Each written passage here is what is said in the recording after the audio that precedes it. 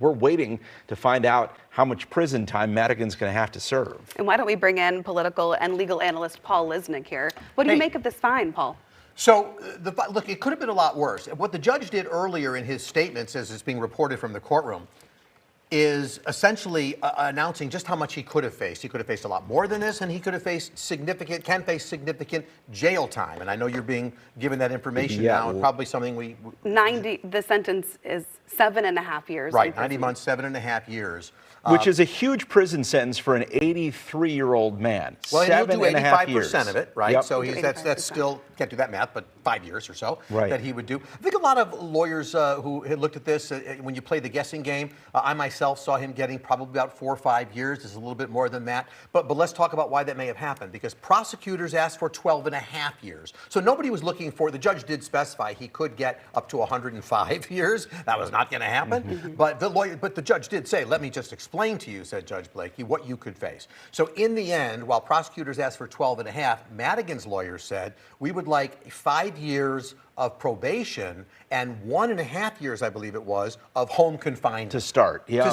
Right, so that's the way that this should work out. So you have a judge who essentially seemed to find a middle ground here, but it's very clear from his comments, as you were saying, Ben, this judge is angry at Mike Madigan. And this notion of not apologizing, he did apologize, but not doing an admission of guilt. When you're found guilty and you're about to be sentenced, you got to give it, at that point, fess up to it. And that is normally the moment for even defendants who pled not guilty, who said at trial, I didn't do anything wrong, who presented a vigorous defense.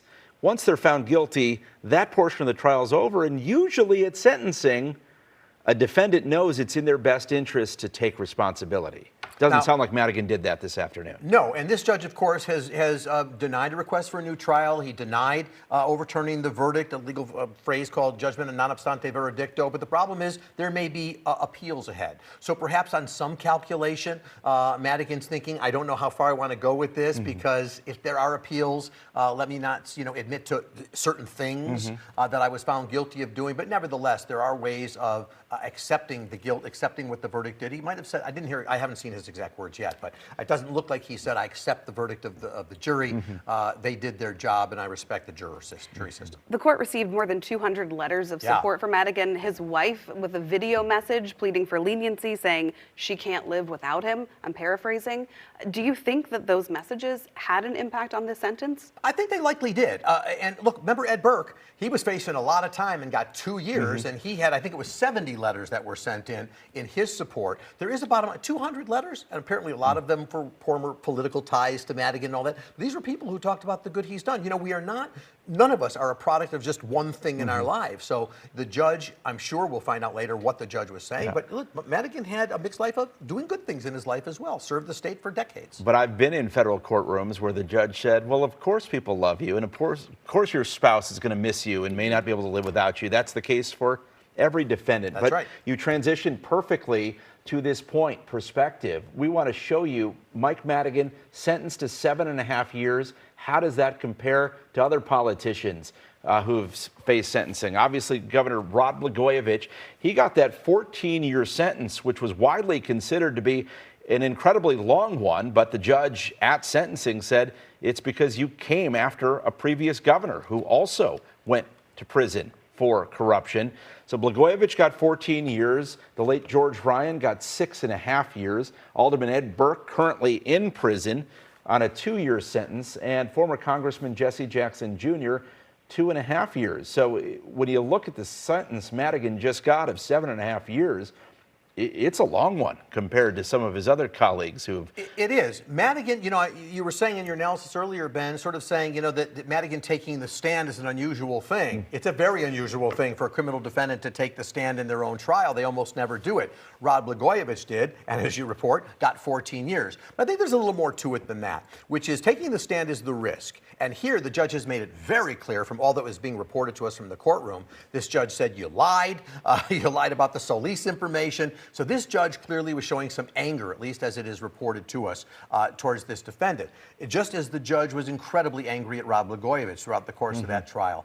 I think had Madigan not taken the stand and just let the chips fall where they may, things might have gone easier, because that becomes part of this too. You took the stand, you said what you did, and now that becomes part of my decision because the jury found you guilty. You know, why did he take the stand? Look, as you said before, we've never heard Mike Madigan talk, right? Unless you knew him in Springfield or around, you hardly heard the guy Ran into him talk. at Saputo's in Springfield is the only time I At a had table a nobody longer was allowed to conversation. sit. Yes. Did you get to sit at his table?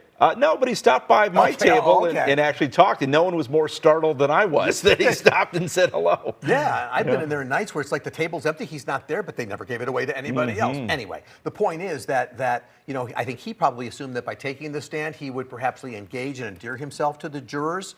It didn't work because they found him guilty, but I think also a lot of that just angered this judge. On that note, Paul, I spoke to one of the jurors after he was convicted, and she said they appreciated hearing from him.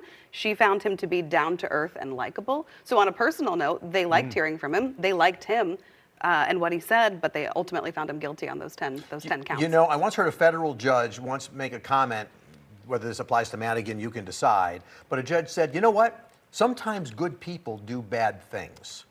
And it's a really important kind of phrase, because it's a way of saying, even for those of people who are Madigan fans out there, and they're out there, there's people who like Mike Madigan a great deal and appreciate the service he did, and others who are, you know, not happy he didn't get more time here. But the bottom line is, you know, when you look at Madigan as a whole, there are people who would argue that he did good things in his life, but sometimes even people who we can call good people do bad things. Clearly, this jury found that Madigan did some bad things. Thanks, Paul.